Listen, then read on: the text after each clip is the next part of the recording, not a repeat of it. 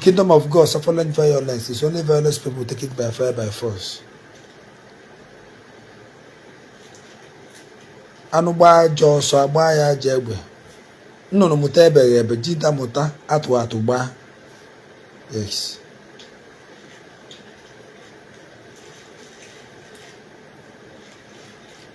Piara maka na share button there one.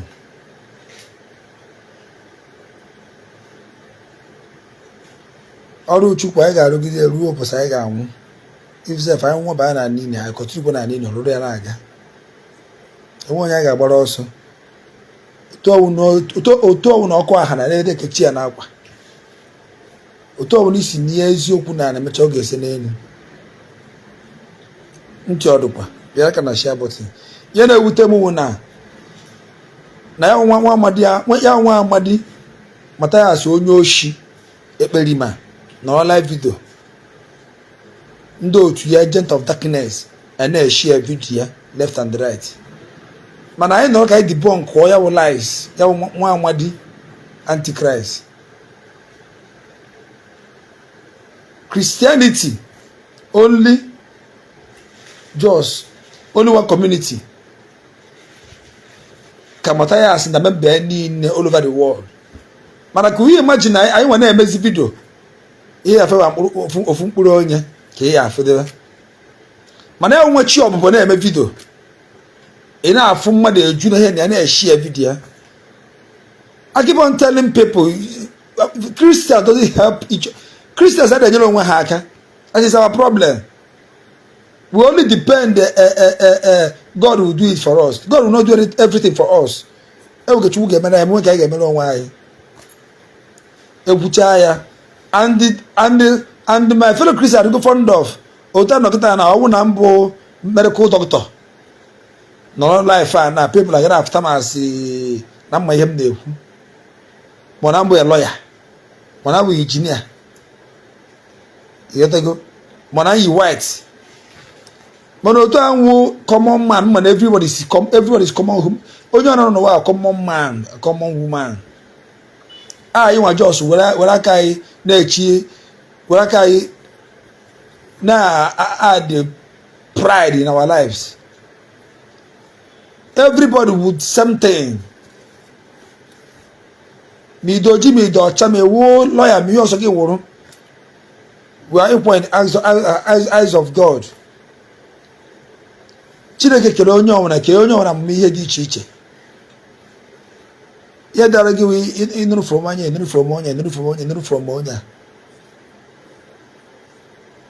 a na-ekwu ya dịka ihe a na-emebi everyday ụmụaka na-ana n'iyi. Matthias is gaining souls to kingdom of darkness. Catch them young, all your name, but people are more. All these teenagers kekere ụmụazị a na ọtọrọchago obi ha niile tọn obi ha niile ị nọrọ ebe ị nọ na-asị na Jizọs ga-emere gị nke Chukwu ga-emere gị nke wana nke iji wuru mmadụ kwesịrị ime ya eme ya. How many of you people can come out online and start debunking the lies of Matthias from the pit of hell? How many of you? You cannot do it. You have phone. You want a Facebook account. You now subscribe. Why don't you do it as we are doing it also? Only if you know this. Then every year we have a color like I want to share video mba. Comment yamba. Must go on now where MB when I can do humba.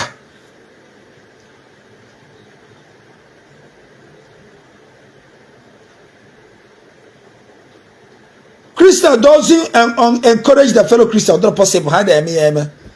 Come on, talk about to work out. Christian doesn't encourage their fellow Christian. How they me lie. Come on, try the way I get to work. Man, I don't want you Abuba. See from pit of hell. It didn't encouragement I can here. And our sponsor, and our fund here.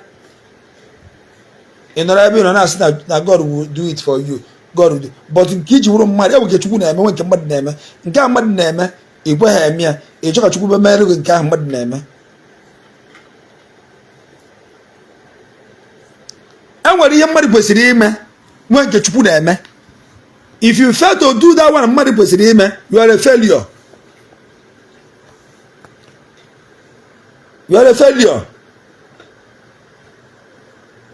Nke a mmadụ kwesịrị ime, if you fail to do it, ị na-achọ ka Chukwu mere gị anụ, you are a failure and you remain a failure. Mee gị kwesịrị ime hapụzere nke jọrọ Chukwu. Ị na-ebe a na-awọchi m pịa ka na share button chaa ihe eme n'ụwa ọ bụ share video ije ụwa. Comment kwanụ la mmapụta kwa kene onye ọra good morning, good afternoon, good evening. Enwe onye ga reply. Like kwanụ la mana mpụta ebe a nkịta na wee si na enwere video nwata nwaanyị gba ọtọ na hotel ma ọ na enu bed di ya nwudere ya. Ịchọ the video chat m na WhatsApp. Immediately na drop that video in the next 1 second WhatsApp meju.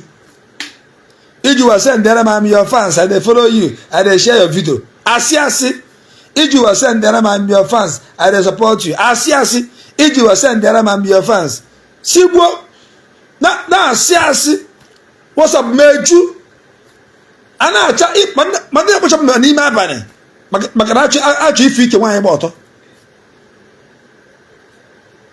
All the very bad. Ebe info ma adịbezo na-ekwu okwu. Ana m ekwu ka o si wee dị. If you don't like it, you can unfollow me. After all, amụgo m before nwe ha na Facebook. Ebugo m Facebook ụzọ mebe exist. Buru WhatsApp ụzọ mebe exist. Buru Instagram ụzọ mebe exist.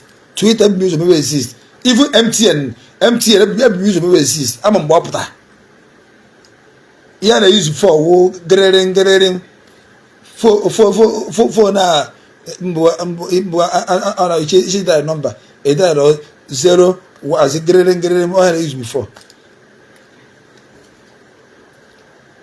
Nwa me video na si na nwere nwa agbọghọ je na hotel agba ya ọtọ. Enyi nwoke gba ya ọtọ ma ọwụ mbụ nwunye azi site agba ya ọtọ ọgba ọtọ ihu na azụ. I need the video chat ya drop na-ekwu ya na in the 1 second spam onye ọwụna ọkachasị married men ndị ọya efucha ha fụcha m ha feel that I am as nwere ihe mbụ ha ga-akwụ na line iji wa send them the video even to extend na ha ọ bụrụ eburugo m by 12 ime abalị onye akpọọ m na phone ọkpọọ m sendera video ka ọ fụọ ike nwaanyị mana a na-ekwuzi okwu video ndị ọzọ share ya like comment ya mba like gbanụ mba ngwanụ nyekwana onye a si ya na were 100 naira goro MB chaa. That is Christian for you. That is Christian for you. Fiapa.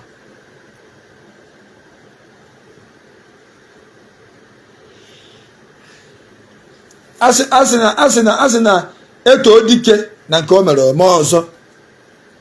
Enyeju nwa dibịa afọ ọba na ajọ ọfịa bụọ mgbọrọgwụ.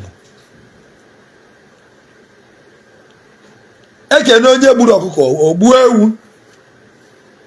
Oh, good morning, Tata. How are you? Ikene mmadụ na ọkụkọ igburu ya. Hey, iwu dike. Ewu bụ egburu ọkụkọ na village niile. Hey, Chukwu gọzie gị.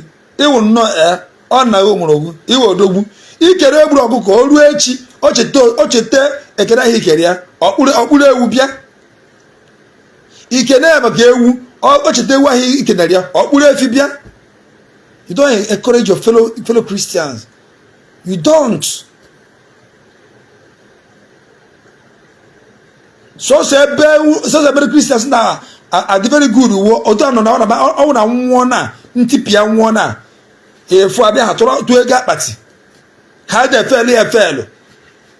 Erezi ega kpati ozugbo ezi asina iji wanwo na in the next 20 minutes erase yega but immediately pia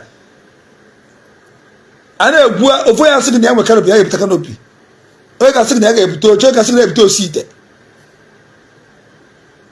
o ga asigo on oge mma mata take up ifu burial erase yega ejipo onya na mana sisi go na that brother ni ere esiri ike ka atu ego goteli okara no why never.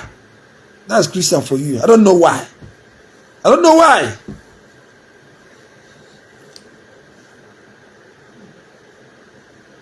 Come ha choy away eji patu ogu patu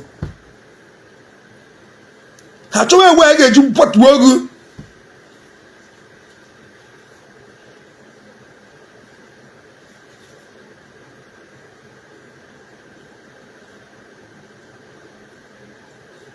I want to hear me. I will say this thing, and that is the truth. Yes. If you want to be against me, be against me. If you want to unfollow me. No problem. I don't have a problem with that. But I will tell you the truth, and that is the truth. I am not a member of any organization. I am a member of a candidate of heaven, a soldier of Christ. Bible says that we should look unto God, the author and finisher of our faith. I am looking unto God, not human being. So I am not a member of any organization. I am a candidate of heaven and a soldier of Christ. Now let me tell you something. Oda nogida na onye assemblies mehe dị mma mmekwu ya onye amere dị mma onye kalik mehe dị mma mmekwu ihe o mere dị mma onye Methodist mmas onye mere dị mma then ezana dị mekwa dị mma si ihe o mere dị mma. But I don't know the reason why mme video na si na ndị gọọmenti na-egbu anyị egbu, which is not the very important mmadụ ga-share. Onwe ga-share that video. In fact, my fellow Zionite will not share the video. But let me be honest. My fellow Zionite will not share the video. Mwa si biko no no umunu neru ni anya made video. My fellow Zionite do not share the video. Mana mpuo maka our prophet evangelist Ebuko na drop you ozugbo he share ya odemma. Is it good? Is it good? Give the word of God. Word of God, as in as in ndị nnebiko ụmụ unu na-eruo na ha anya na ụmụ unu nwere idea gwa ha na-akpa na-eruo ya anya. Ọ bụ word of God ka ọ wụ. Iwuru nwanyị rubere dị gị isi. Ọ bụrụ word of God. Bible pụrụ ya na Bible say, children, obey your parents, honor your father and your mother, so that your days will be long. Is it the word of God? Make picture evangelist Ebuko, nobody will share the video as a Zion member.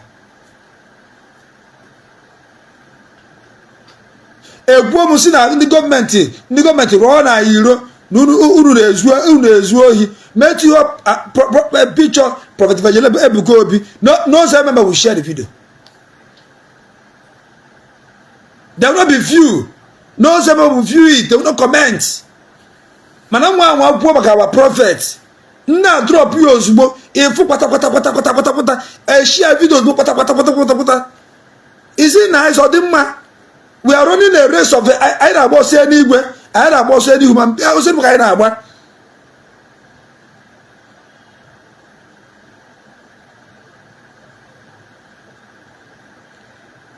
Matanyachi, the Antichrist. Every day, all by the new album, people are Jew. And I share video. The man I share video, the young man, the more gonna spread. The more gonna get the souls to devil. And you are Christians as it take over the whole world. And you are Christians take over the whole world. I made a video. Enough from Mad share video. Mbomade boy share video. Of Umbronia comment here. Of Umbronia view. Hey, Fiapa. Wow. Wow. All the very bad, yo. All the very bad. All the Utanobi. We Christians, we don't encourage each other. We don't help each other. At all. I get my video like this. Pray the man. And when I get share that video, I want to see now one about you need any video chat him.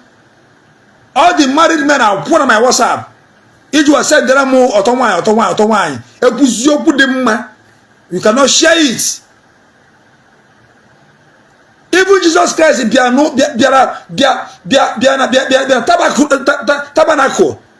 Where people Jizeba magani meleba as well. People send them money. This is exactly what is happening here. It's uncalled for. Although we Christians, we are not helping each other.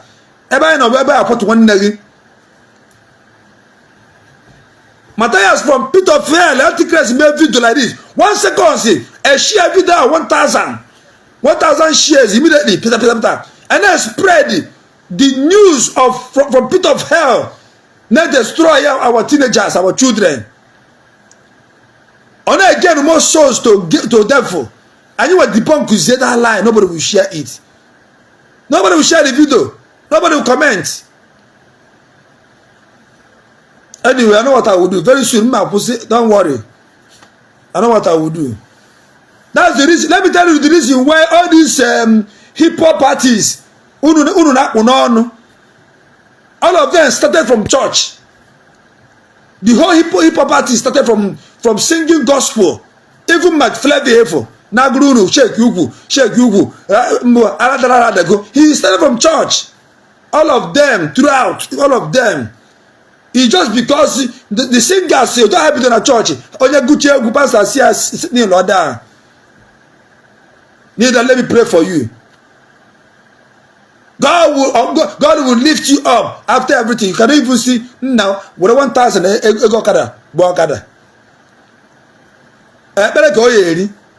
it goes here physically, it goes here spiritual. And when a physical blessing, when a spiritual blessing. You were 1,000 naira, yes, you want to walk out of there. What 2,000 ways, it was a better. Are we able to better? So say better. Orechi, and when see Orechi. And when I say I got 10,000 down. Each other got a church about calling you again. Each other got people again there. If we see no like Lego. And when you hate Lego, and when you hate Lego, let's learn how to encourage others and support each other. All very important in our life. If you don't want to follow me, because I said the truth, you can go. I know. See, on a bem niece, you have me say, put my consider. They were more here trouble you put and make museum because you were gone. Young put up trouble you put. Man, I be a man, but fool every time the same thing. Young put up trouble you put before. Touch your phone, become there one.